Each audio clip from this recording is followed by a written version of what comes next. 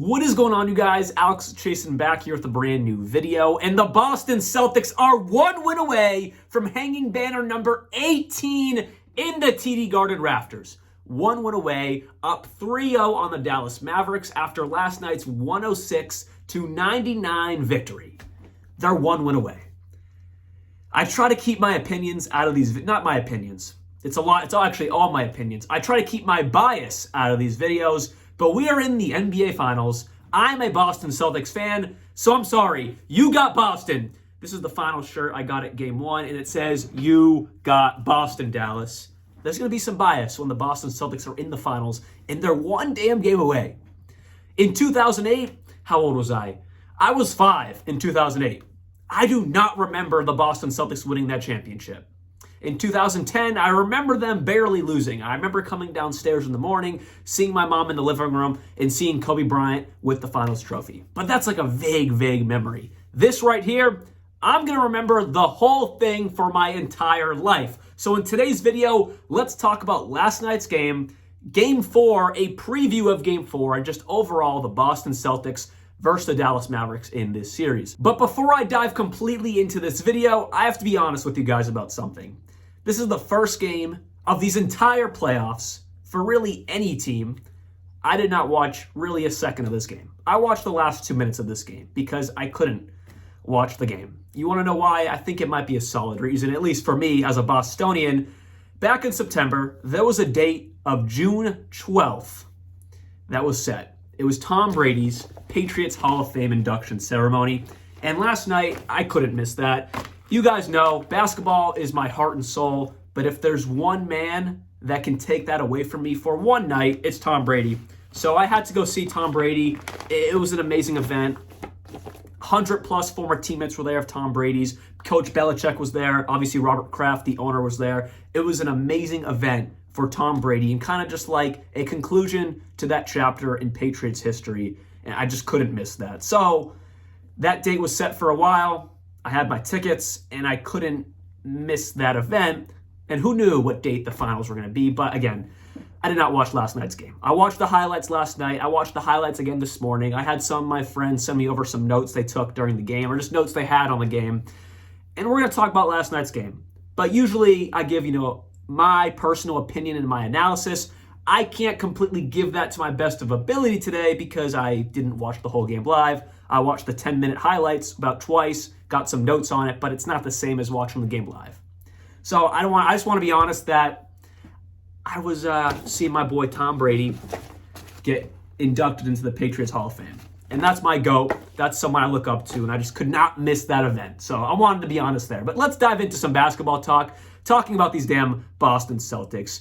Jason Tatum finally had a big game for him with 31 points, 11 for 26 from the field. Still not amazing from the field, but better than he has this entire series. 6 rebounds, 5 assists, impacting the game everywhere. He had a good first quarter, slowed up a little bit, but then in the clutch moments, he clutched up again with Jaylen Brown.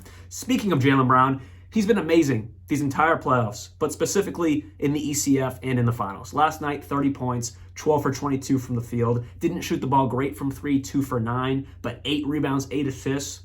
The overall impact Jaylen Brown and Jason Tatum both have on the game, offensively, defensively, playmaking-wise, getting some boards. There's not many other duos in this league or in league history who can do that. They buy into the defensive end. They buy in, of course, to the offensive end, and they have been amazing in their careers. But specifically last night as a duo, it was one of the games that we needed to see, really from Jason Tatum, because he's struggled in these playoffs. He shot 4 for 13 from 3, still not good, but he finally hit that 30-point threshold the media has wanted to see. He got his assists, he got his rebounds, and it was a good win for Jason Tatum, Jaylen Brown, and this team. Down the stretch, though, because I did watch the last 2 minutes when I got into the car after walking from the stadium to my car with my dad. I did watch the last 2 minutes, and Jaylen Brown, man, what a clutch pull-up two. I forget who it was over, but a clutch pull-up two. I think it might have been over one of the centers or PJ Washington, something like that, to make it, I think, like 102-98, something of the sorts, to bump the lead to like an area where the Dallas Mavericks probably weren't going to come back.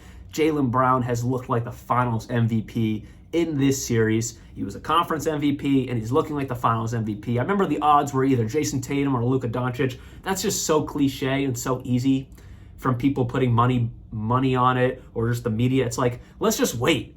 Let's see what happens. I mean, Derek White could win it. Drew Holiday could win it. Last night didn't have a great game. On the defensive end, always good, but offensively wasn't one of his better games. I mean, he didn't shoot the ball terribly. He just didn't take many shots because because Tatum and Brown were having their game. So it's like Drew Holiday knows his place. It's to be an impact player when needed. I talked about it in my prior video. He was asked, why aren't you considered one of the stars? He's like, that's not what I'm here for. I'm here to be a complementary piece to Brown and Tatum, and he does just that. And that was another example of it last night. He didn't need to score, but he played his defense, got some boards, got some assists, playmaking-wise, and he had a good game from there. Derek White, huge 2 threes down the stretch. I remember one of them, I think it was in the last 2-3 minutes when I was watching. But really, Jaylen Brown, man, he has been awesome. Again, I didn't watch a lot of the game, so I can't give my greatest analysis here, but that shot at the end, that was like, it's just kind of like a switch. I mean, I've been watching this team forever. I've watched Jaylen Brown since he was a rookie. I've watched Jason Tatum since he was a rookie, and they've been clutch. But to the point where you can now trust them to make shots pretty much anywhere on the court at any moment, they have finally hit that. Then, of course, the man who wasn't on the court, Kristaps Porzingis. Who knows what's going to happen with his ankle, calf area. I think he's done for the series. I think he's going to need surgery, and maybe it's going to impact him next year. Who really knows? We'll talk about that more in the offseason, what I think they should do with Kristaps Porzingis. When he was on the court, second to none. He made this team unstoppable. But without Kristaps Porzingis, this team is beatable, but they're still one of the best teams in the league. Just Kristaps Porzingis puts them into an echelon where they're just untouchable by all 29 other teams. Without him, they're beatable by maybe 1 or 2. So they're still amazing without him. Just Kristaps he just makes them OP. He makes them overpowered. But so Kristaps out last night, wasn't a huge hit. It just makes them play a little bit differently. They can still space the floor because Al Horford can space the floor very well. Just on the defensive end, they have to kind of scheme up a little bit because they don't have nearly the same rim protection. They put X-Man in there last night, Xavier Tillman. He's an undersized center as well. He also can't really space the floor. He did have 1 3. I saw that in the highlights. But overall, they don't have the same rim protection without him, and that allowed Lively to feast the most he has in this entire series. He had 11 points, 13 rebounds. That was a good game for Derek Lively. Daniel Gafford, though, still not much. He had 6 and 3 for 3 from the field. It allowed the big man to feast the most they have in this series because the rim protection wasn't there, and the rim protection that was out there was more undersized bigs or Jason Tatum, who isn't, he's a great defender, but again, going against lob threats, it's not exactly the same. But overall, this defense has been flawless, and that's why the Boston Celtics are up 3-0. I'm going to hate a little bit on the rim protection because that's more of a Porzingis thing, but I'm not going to hate on anything else because this defense might be one of the best defensive Boston Celtics teams we have ever seen. Derek White, Drew Holiday, Jason Tatum, Jaylen Brown, they're best defenders by far, especially Derek White and Drew Holiday, all defensive second team. This team has no holes. And that's why Kyrie and Luka, you look at the stats, 35 points for Kyrie, 27 points for Luka Doncic. It means nothing because they lost. And Drew Holiday, Derek White, Jason Tatum, and Jaylen Brown make it hard for all of them to get points. Yes, they had 35 and 27, but look at everyone else. PJ Washington had a smooth 13, but he'll give you 13, but nothing else. Lively had 11 off the bench, but that's really it.